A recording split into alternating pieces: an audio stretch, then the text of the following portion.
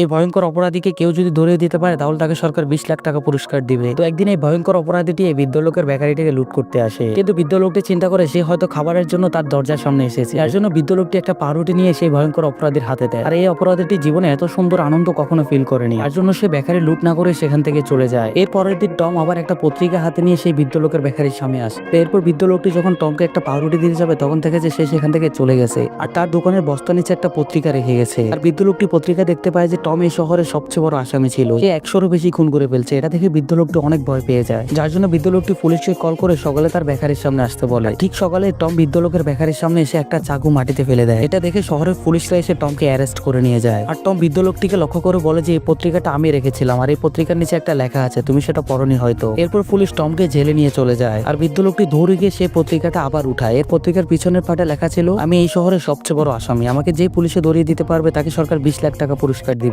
তোমাকে দেখে আমার মনে হয়েছে তুমি এই 20 লাখ টাকার প্রাপ্য, যার জন্য এই পত্রিকাটা আমি তোমার দোকানের সামনে রেখে গেছিলাম। এরপর কি হয়েছিল জানতে হলে আপনাকে দেখতে হবে পার্ট 2 দেখার জন্য অবশ্যই কমেন্ট বক্সে পার্ট 2 লিখতে হবে। আর হ্যাঁ, আপনি যদি এই জায়গায় ক্লিক করেন তাহলে খুব সুন্দর একটা ভিডিও দেখতে পারবেন।